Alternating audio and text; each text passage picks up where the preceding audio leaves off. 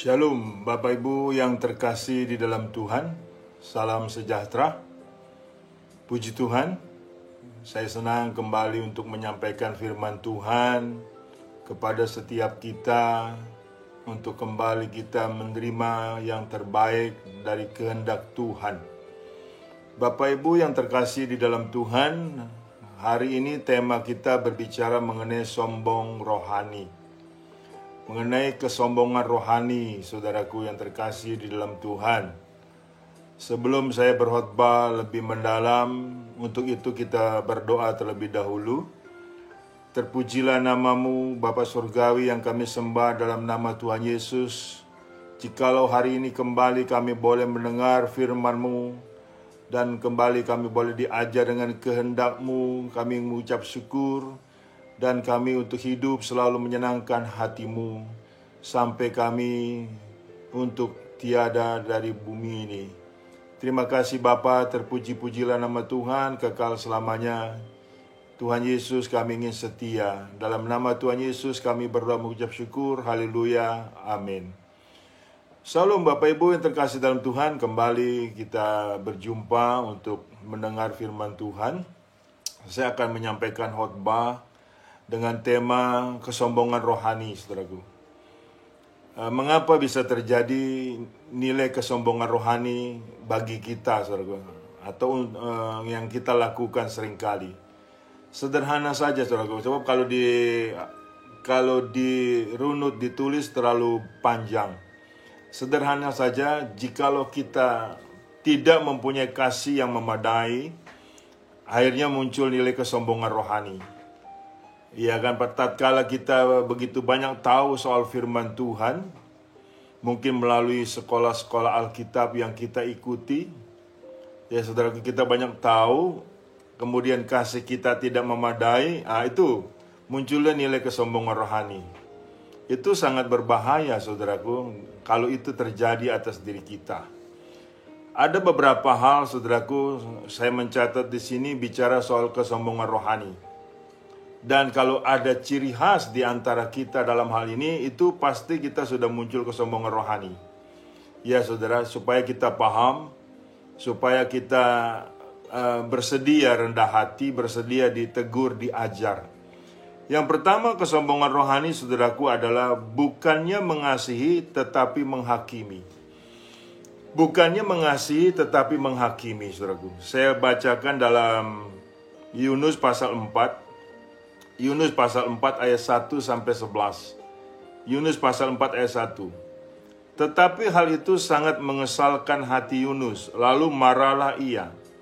Dan berdoalah ia kepada Tuhan, katanya, "Ya Tuhan, bukankah telah kukatakan itu ketika aku masih di negeriku? Itulah sebabnya maka aku dahulu melarikan diri ke Tarsis. Sebab aku tahu bahwa Engkaulah Allah yang pengasih dan penyayang, yang panjang sabar dan berlimpah kasih setia, serta yang menyesal karena malapetaka yang hendak didatangkannya.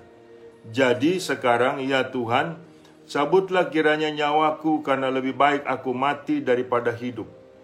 Tetapi firman Tuhan, "Layakkah engkau marah? Yunus telah keluar meninggalkan kota itu dan tinggal di sebelah timurnya. Ia mendirikan di situ sebuah pondok dan ia duduk di bawah naungannya, menantikan apa yang akan terjadi atas kota itu. Lalu atas penentuan Tuhan Allah tumbuhlah sebatang pohon jarak melampaui kepala Yunus untuk menaunginya, karena ia terhibur daripada kesalahan hatinya." Agar ia terhibur daripada kekesalan hatinya. Yunus sangat bersukacita karena pohon jarak itu. Tetapi esok harinya, ketika fajar menyingsing, atas penentuan Allah datanglah seekor ulat yang menggerek pohon jarak itu sehingga layu. Segeralah sesudah matahari terbit, maka atas penentuan Allah bertiuplah angin timur yang panas terik, sehingga sinar matahari menyakiti kepala Yunus, lalu rebahlah ia lesu dan berharap supaya mati. Katanya, "Lebih baik aku mati daripada hidup." Tetapi berfirmanlah Allah kepada Yunus, "Layakkah engkau marah karena pohon jarak itu? Jawabnya, selayaknya lah aku marah sampai mati. Lalu Allah berfirman, engkau sayang kepada pohon jarak itu yang untuknya sedikit pun engkau tidak berjerih payah, dan yang tidak engkau tumbuhkan, yang tumbuh dalam satu malam dan binasa dalam satu malam pula.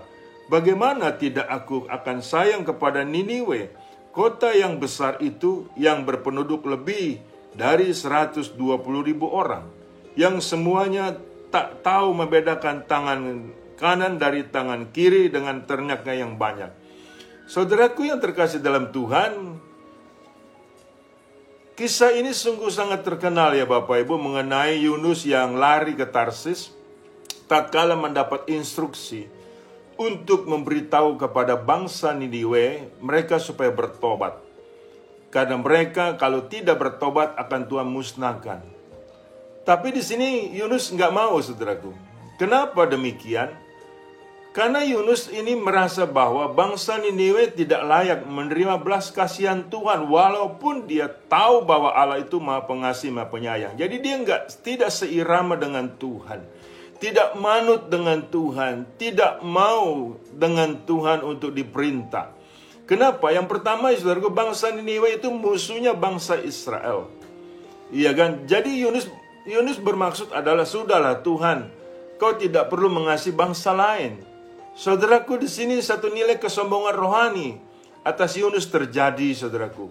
Seringkali kita juga seperti itu. Tatkala kita tahu Allah itu Maha Pengasih, Maha Penyayang, tatkala kita tahu Allah itu Maha Penyabar, saudaraku, kepada setiap manusia, kemudian memberi kesempatan pengampunan, kemudian saudaraku kita melihat dan mengetahui bahwa orang yang kita musuhi itu dapat pengampunan Tuhan, atau dalam hal ini dia bertobat, kita yang marah, kita yang uring-uringan, itu kesombongan rohani, saudaraku. Kesombongan rohani itu tidak mempunyai kasih yang memadai, saudaraku, sehingga akhirnya tidak memberi hak dalam mengampuni. Tuhan mengampuni. Ya, nah seringkali kita seperti itu. Sedemikian pula Yunus, saudaraku. Ya, akhirnya tatkala dia keluar dari perut ikan karena dia bernasar mau bertobat, kemudian dia memberitakan bahwa bangsa Niniwe harus bertobat. Kemudian dia beritakanlah itu, tetapi masih kurang senang dia, saudaraku. Makanya dia setelah keluar dari kota Niniwe ke arah timur, dia menunggu. Ya kan, dia menunggu bermaksud bukannya supaya bangsa Niniwe bertobat. Dia menunggu supaya Tuhan menghukum bangsa Niniwe. Mungkin dia berpikir begini, kali-kali aja Tuhan berbalik pikiran, kali-kali aja Tuhan tidak mau mengampuni. Nah, ini satu nilai kesombongan rohani. Dan pada akhirnya, saudaraku, dalam kondisi ini Yunus tersiksa. Tatkala kita mempunyai kesombongan rohani, kita tersiksa, Bapak Ibu. Rasanya kita mau mati saja, saudaraku. Ini yang dialami oleh Yunus. Saudaraku, lihat alasan Tuhan mengampuni bangsa Niniwe. Iya kan, saudaraku? Kemudian Tuhan menumbuhkan pohon jarak. Pohon jarak itu, saudaraku, kemudian mati karena digerek dengan seekor ulat, karena penentuan dari Tuhan, atau Tuhan izinkan. Yunus marah. Dia sayang terhadap pohon jarak itu. Tuhan bilang, kamu sayang dengan pohon jarak itu. Iya kan? Hanya dengan kondisi ada kemudian mati. Tetapi terlebih lagi aku, bagaimana aku tidak akan sayang kepada bangsa Niniwe? Kota yang besar itu yang berpenduduk lebih dari 120.000 orang, yang semuanya tak tahu membedakan tangan kanan dari tangan kiri dengan ternaknya yang banyak. Jadi saudaraku, bangsa Niniwe ini tidak tahu tangan kanan mana tangan kiri, artinya tidak beradab, saudaraku.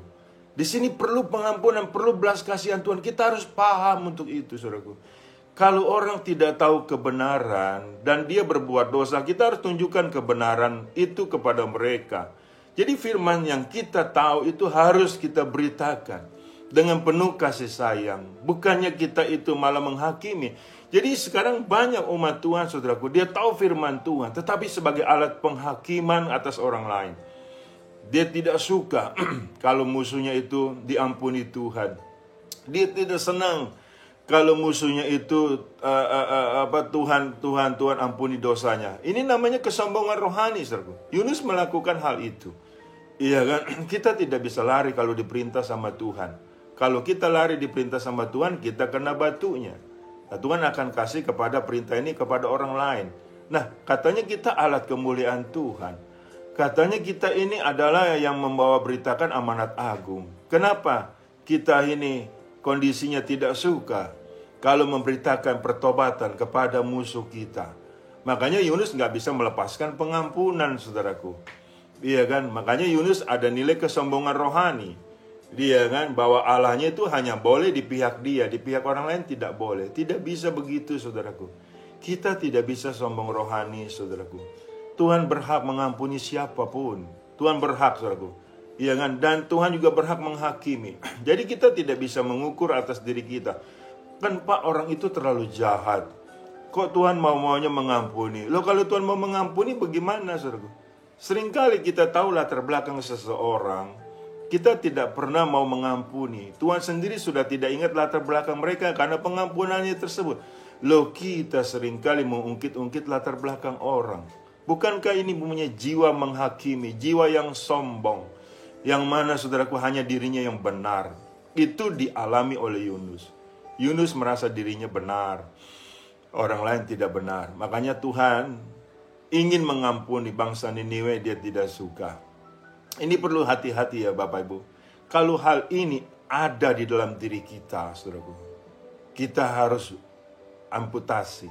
Kita harus buang, saudaraku. Kalau tidak demikian, kita itu, saudaraku, sedang melawan Tuhan.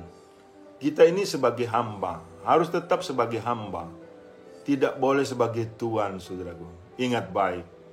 Jangan sampai seperti Yunus, disuruh untuk memberitakan supaya bangsa Niniwe bertobat karena Tuhan mau mengampuni. Yunus tidak mau. Yunus tahu Tuhan itu Maha Pengasih, Maha Penyayang. Sebagaimana kita juga tahu Allah itu Yesus Kristus yang sebagai pengasih dan penyayang dan menebus dosa setiap umat manusia. Ya, kitalah yang memberitakan hal itu. Tapi kalau kita sombong rohani, saudaraku, kita tidak bisa menjadi alat kemuliaan Tuhan. Kita gagal menyampaikan amanat agung bagi sesama manusia. Hati-hati. Yang kedua, saudaraku. Bukannya menasihati tetapi mengintervensi. Bukannya menasihati tetapi mengintervensi. Ayub pasal 42. Ayub pasal 42 ayat 7 sampai 10. Demikian firman Tuhan. Setelah Tuhan mengucapkan firman itu kepada Ayub, maka firman Tuhan kepada Elifas orang Teman, murkaku menyala terhadap engkau dan terhadap kedua sahabatmu, karena kamu tidak berkata benar tentang aku seperti hambaku Ayub. Oleh sebab itu, ambillah 7 ekor lembu jantan dan 7 ekor domba jantan dan pergilah kepada hambaku Ayub. Lalu persembahkanlah semuanya itu sebagai korban bakaran untuk dirimu, dan baiklah hambaku Ayub meminta doa untuk kamu. Karena hanya permintaannya lah yang akan kuterima, supaya aku tidak melakukan aniaya terhadap kamu. Sebab kamu tidak berkata benar tentang aku seperti hambaku Ayub. Maka pergilah Elifas orang Teman, Bildad orang Sua, dan Jofar orang Naama. Lalu mereka melakukan seperti apa yang difirmankan Tuhan kepada mereka, dan Tuhan menerima permintaan Ayub. Lalu Tuhan memulihkan keadaan Ayub setelah ia meminta doa untuk sahabat-sahabatnya, dan Tuhan memberikan kepada Ayub 2 kali lipat dari segala kepunyaannya dahulu. Yang kedua, saudaraku, bukannya menasihati tetapi mengintervensi. Anda tahu kisah Ayub? Ayub itu sedang menderita, saudaraku. Sangat menderita. Jadi, saudaraku, seperti apa? Bertolak belakang. Dia orang yang saleh, tapi penderitaannya dahsyat, saudaraku. Iya kan? Ini seringkali ditafsir sama yang merasa ahli teologi, yang merasa itu mengerti firman, saudaraku. Nggak mungkin lah kalau Ayub tidak dikutuk sedemikian rupa penderitaannya. Tidak sedemikian berat penderitaannya. Tidak mungkin seberat itu. Nah, demikian pula atas Jofar, Bildad, dan Elifas. Iya kan?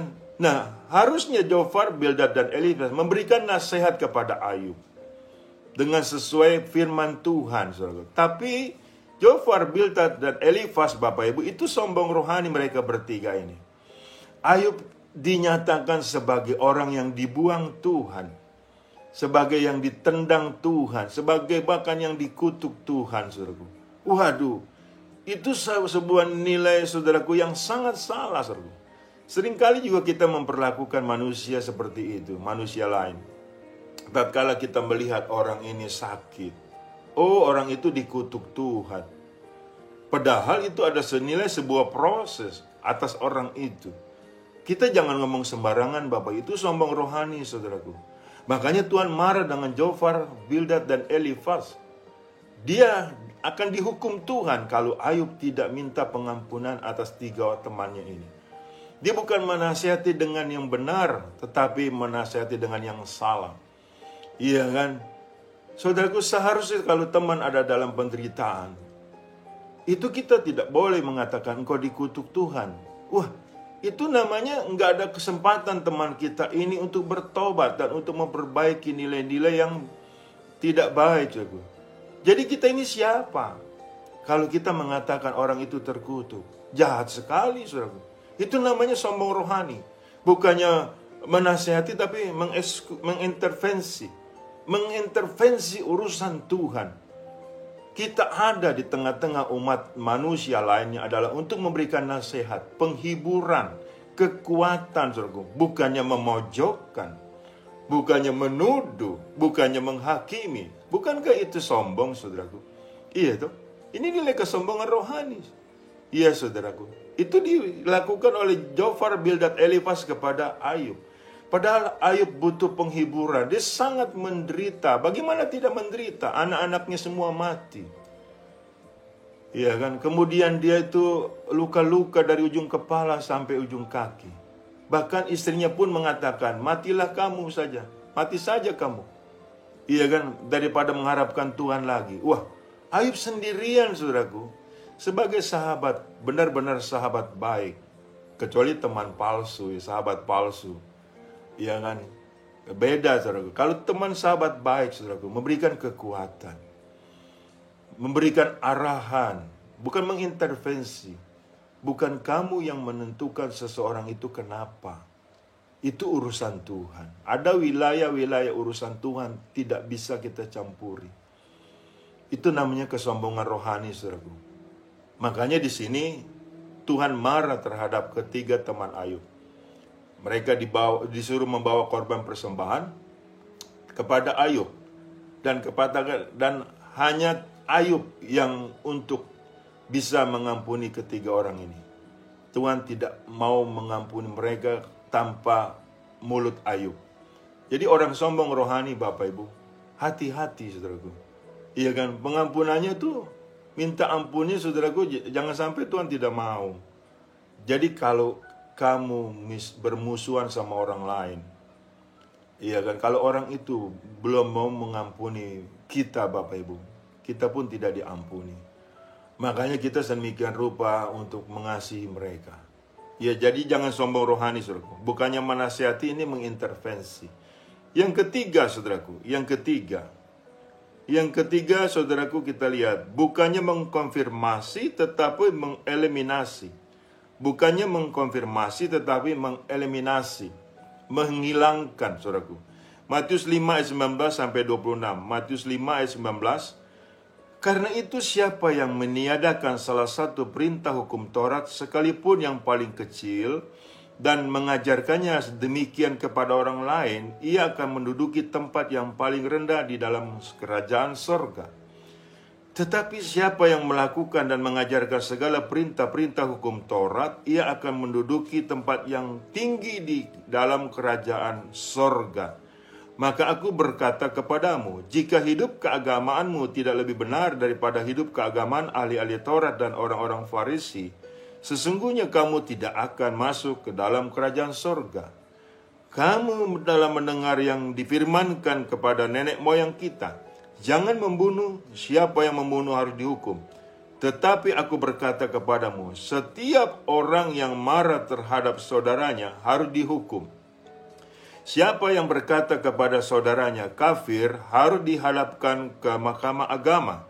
Dan siapa yang berkata jahil harus diserahkan ke dalam neraka yang menyala-nyala. Sebab itu, jika engkau mempersembahkan persembahanmu di atas mezbah, dan engkau teringat akan sesuatu yang ada dalam hati saudaramu terhadap engkau, tinggalkanlah persembahanmu di depan mezbah itu dan pergilah berdamai dahulu dengan saudaramu, lalu kembali untuk mempersembahkan persembahanmu itu. Segeralah berdamai dengan lawanmu selama engkau bersama-sama dengan dia di tengah jalan, supaya lawanmu itu jangan menyerahkan engkau kepada hakim, dan hakim itu menyerahkan engkau kepada pembantunya, dan engkau dilemparnya ke dalam penjara. Aku berkata kepadamu, sesungguhnya engkau tidak akan keluar dari sana sebelum engkau membayar hutangmu sampai lunas. Saudara lihat, Tuhan tidak menghilangkan hukum Taurat. Ini jangan dieliminasi, saudara, tapi mengenapkan hukum Taurat. Mengapa demikian? Karena dari hukum Taurat itulah kita beranjak. Dan Tuhan juga beranjak, saudaraku, kita mengetahui kita salah atau tidak salah. Dari hukum Taurat itu ada aturan-aturan yang jangan, dan jangan. Jangan mencuri, jangan membunuh, jangan berzina, jangan bersaksi dusta, jangan menginginkan bukan milikmu, jangan menginginkan milik orang lain. Ini semua ada di hukum Taurat, Bapak Ibu. Bahkan di dalam hukum Taurat yang rangkumannya adalah kasihilah Tuhan Allahmu dengan segenap hatimu, dengan segenap jiwamu, dengan segenap akal budimu, dengan segenap kekuatanmu. Dan kasihilah sesamamu seperti engkau mengasihi manusia. Ya kan? Mengasihi dirimu sendiri. Jadi kalau kita mengeliminasi, saudaraku, ya kan, bukan mengkonfirmasi nilai-nilai yang sebenarnya, itu sombong rohani, saudaraku. Saudaraku, bagaimana kita tahu bahwa kita tidak bersalah, tidak berdosa? Karena kita sudah diampuni, Pak, dengan kasih karunia. Oke, apakah setelah dalam kasih karunia, Anda nggak pernah berbuat salah? Iya kan? Pasti pernah berbuat salah. Ya, makanya jangan sombong, saudaraku. Kondisi dalam hidup kita ini tidak boleh sombong, saudaraku. Kita menyadari kelemahan kita, dari situ kita waspada dan hati-hati. Dengan demikian, jadi firman Tuhan ini, saudaraku, untuk kita konfirmasikan kepada orang lain. Bukannya untuk mengeliminasi, menghilangkan yang satu, kemudian meninggikan yang lain. Tidak bisa, saudaraku. Saya hidup dalam kasih karunia Allah. Saya percaya itu. Saya hidup, kalau bukan kasih karunia, saya tidak diselamatkan. Tetapi di sini, Bapak Ibu, ada nilai-nilai yang harus saya lakukan. Pertama, minta ampun kepada Tuhan. Kedua, mengampuni orang lain.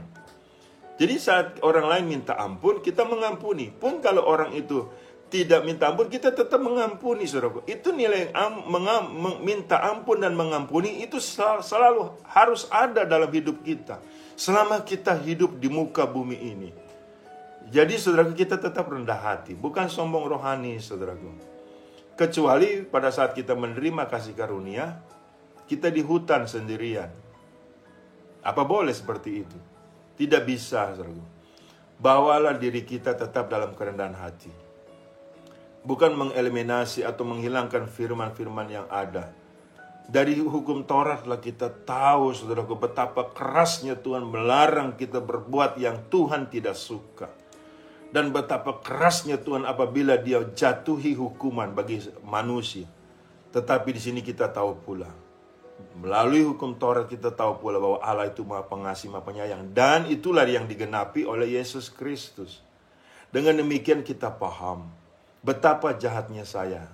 Tahu dari mana? Dari hukum Taurat. Roma 3:23. Semua manusia sudah berdosa, sudah kehilangan kemuliaan Tuhan. Itu dari hukum Taurat, Bapak Ibu. Tidak ada satupun manusia benar. Nah, dari situ kita mendapatkan anugerah. Nah, disinilah kita bisa mengukur anugerah itu hebat sekali. Seharusnya kita mati binasa, karena upah dosa adalah maut, saudara. Itu hukum Taurat mengatakan. Yang upah dosa adalah maut, tapi kita memperoleh kasih karunia. Puji Tuhan. Kalau kita mendapatkan pengampunan dari Tuhan, loh masa kita tidak mau mengampuni orang juga, saudaraku? Namanya kan kita leceh.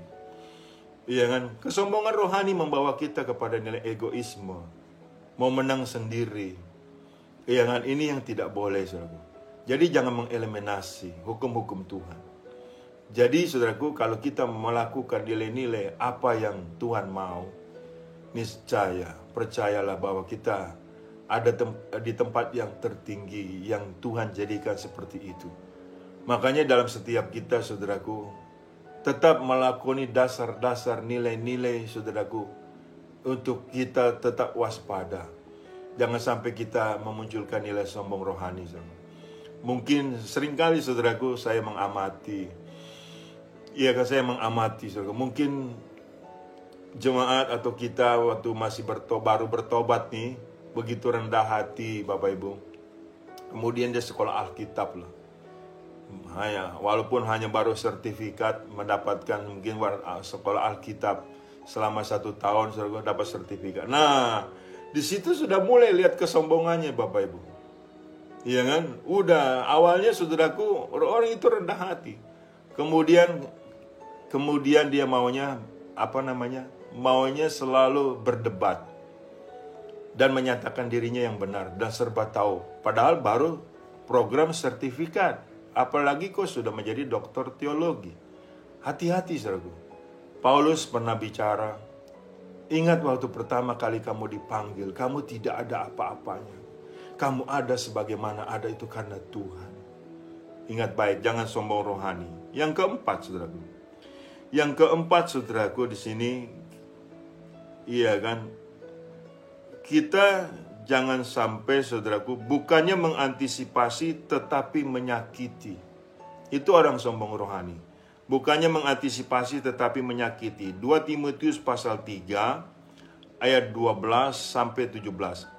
Memang setiap orang yang mau hidup beribadah di dalam Kristus Yesus akan menderita aniaya. Sedangkan orang jahat dan penipu akan bertambah jahat. Mereka menyesatkan dan disesatkan. Tetapi hendaklah engkau tetap berpegang pada kebenaran yang telah engkau terima dan engkau yakini, dengan selalu mengingat orang yang telah mengajarkannya kepadamu. Ingatlah juga bahwa dari kecil engkau sudah mengenal kitab suci yang dapat memberi hikmat kepadamu dan menuntun engkau kepada keselamatan oleh iman kepada Kristus Yesus. Segala tulisan yang diilhamkan Allah memang bermanfaat untuk mengajar, untuk menyatakan kesalahan, untuk memperbaiki kelakuan, dan untuk mendidik orang dalam kebenaran. Dengan demikian, tiap-tiap manusia kepunyaan Allah diperlengkapi untuk setiap perbuatan baik. Ingat baik, firman Tuhan itu, segala tulisan yang diilhamkan Allah memang bermanfaat untuk mengajar, untuk menyatakan kesalahan, untuk memperbaiki kelakuan, dan untuk mendidik orang dalam kebenaran. Itu saja saudaraku. Jadi itu nilai mengantisipasi saudaraku dalam kondisi tatkala diri kita tidak benar. Iya kan, firman Tuhan itulah patokan kita hidup.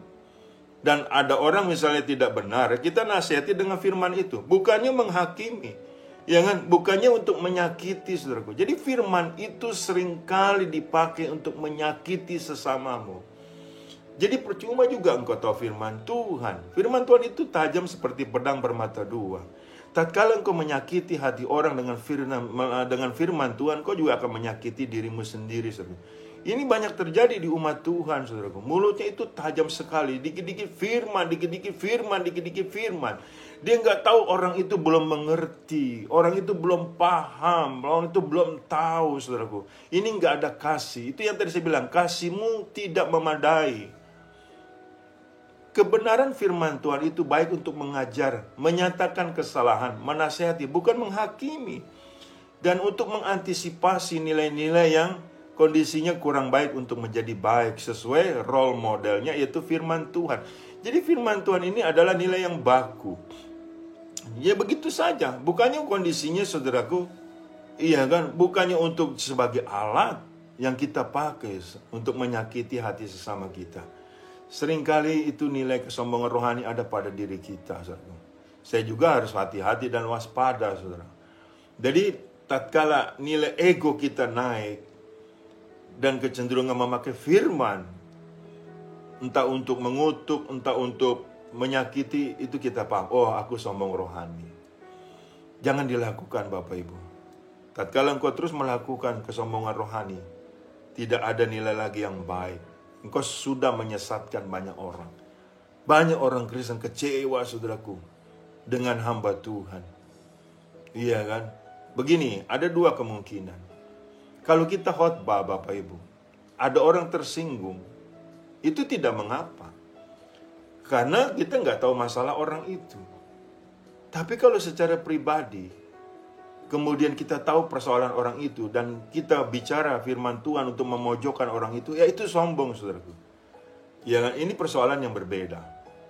Iya kan? Sebab firman Tuhan itu untuk menyatakan kesalahan. Kalau orang itu dinyatakan kesalahannya, dia harus terima. Kita juga harus terima. Jangan tersinggung dengan pendeta berkhotbah. Tetapi kalau kita berhadapan dengan seorang pendeta dan kemudian pendeta itu menyakiti dengan melalui firman Tuhan, nah itu sengaja, namanya itu sombong. Jadi jangan manfaatkan firman untuk di tempat yang tidak baik. Harus proporsional, Bapak Ibu. Harus proporsional. Jangan kita main-main. Yang terakhir, Bapak Ibu, yang terakhir, bukannya menginspirasi tetapi mengeksekusi. Bukannya menginspirasi tetapi mengeksekusi. 1 Korintus 9 ayat 16 sampai 19.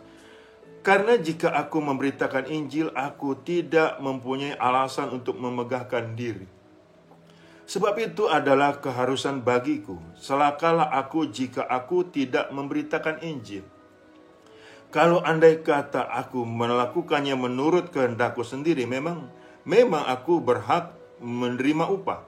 Tetapi karena aku melakukannya bukan menurut kehendakku sendiri, pemberitaan itu adalah tugas penyelenggara yang ditanggungkan kepadaku. Kalau demikian, apakah upahku? Upahku ialah bahwa aku boleh memberitakan Injil tanpa upah, dan bahwa aku tidak mempergunakan hakku sebagai pemberita Injil. Sungguh pun aku bebas terhadap semua orang. Aku menjadikan diriku hamba dari semua orang, supaya aku boleh memenangkan sebanyak mungkin orang. Lihat, saudaraku, Paulus, saudaraku, itu selalu memberitakan Injil untuk menginspirasi. Bukannya dia mengeksekusi, Bapak Ibu. Iya kan? Dia selalu memberikan ini loh, jalan keluarnya loh. Ini loh berita firman Tuhan. Kalau ada orang sakit, ini loh berita firman Tuhan. Kalau ada orang teraniaya, ini loh berita firman Tuhan. Bukannya untuk menjadi eksekutif, Bapak Ibu. Iya kan? Harusnya kondisinya, saudaraku, ini seperti itu. Saudaraku, pada saat kita oleh karena pemberitaan firman Tuhan, kita mendapatkan penghormatan. Ya sudah, normal-normal saja. Jangan kita merasa eksklusif. Seakan-akan kita ini, saudaraku, waduh, dihormati. Saudara ingat baik, itu orang sombong, saudaraku. Iya kan, ingat baik. Saudara. Kalau orang menghormati kita karena kita hamba Tuhan, itu semata-mata mereka menghormati Tuhan, bukan menghormati kita. Iya, saudaraku. Kalaupun kita mendapatkan nilai bagian sedikit, iya kan, saudaraku, itu wajar. Tetapi di sini jangan membuat kita sombong. Ingat keledai, Bapak Ibu, yang ditunggangi Yesus. Iya kan? Itu mendapatkan waktu itu digelar jubah-jubah, saudaraku, jubah-jubah oleh orang-orang sekitar. Jubah mereka digelar, disebar begitu supaya itu keledai dan Yesus yang menunggangi keledai itu berjalan di atasnya. Keledai itu juga kebagian nilai-nilai penghormatan. Tetapi keledai ini tetap dia menjadi seekor keledai. Artinya adalah bukan berarti kita disuruh jadi keledai. Tapi di sini, saudaraku, momentumnya adalah ya normal sajalah. Jangan satu nilai ada tinggi hati. Iya kan, saudaraku? Nah, nilai maunya dipuji itu berbahaya. Makanya seringkali kita menjadi eksekutif Tuhan. Tidak ada, saudaraku. Kita ini hamba Tuhan tetap. Kita ini tetap hamba Tuhan. Iya kan? Kalaupun kita ini piawai, fasih menyampaikan firman Tuhan, itu karena Roh Kudus. Itu karena Tuhan, saudaraku. Ya kan, bayangkan kita ini dari debu, akan kembali ke debu, roh kembali kepada Allah.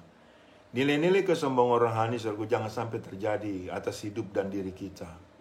Orang sombong Tuhan tidak suka, saudaraku. Orang sombong Tuhan tidak suka. Ini penting untuk kita pahami. Janganlah kita menjadi orang yang sombong rohani. Jadilah orang yang tetap rendah hati, saudaraku. Ia akan mengingat bahwa kita ini orang yang selalu menginspirasi, memberikan satu nilai kekuatan bagi orang lain. Karena di dalam diri kita ada hikmat Tuhan.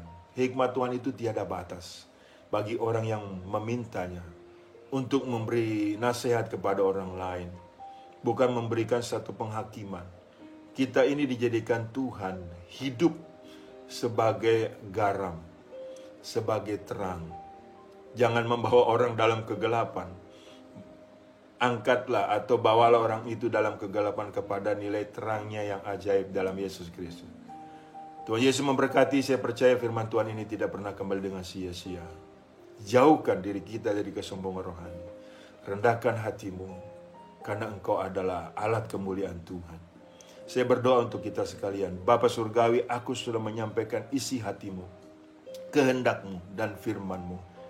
Dan biarlah firman-Mu ini menemplak kami, menegur, mengajar, agar kami paham diri kami yang sebenarnya dan paham Tuhan ini yang sebenarnya. Sehingga kami tidak mau sombong. Tuhan kami, sebab kami percaya Engkau tidak suka dengan orang sombong. Untuk itu kami mau jadi tetap bersekutu dengan Tuhan. Sehingga kami tetap selamanya tetap rendah hati. Terima kasih Bapa. Dalam nama Tuhan Yesus, aku berdoa dan mengucap syukur. Haleluya. Amin. Bapak Ibu yang dikasihi Tuhan, terimalah berkat dari Allah Bapa di dalam cinta kasih Tuhan kita Yesus Kristus, di dalam persekutuan dengan Roh Kudusnya yang selalu menyertai kita. Mulai dari saat ini sampai Maranatha, Tuhan datang kali yang kedua menyebut kita dalam kemuliaannya, dan kita pun layak menerima kemuliaan Tuhan dari kekal sampai kekal. Tuhan Yesus memberkati. Shalom. Haleluya.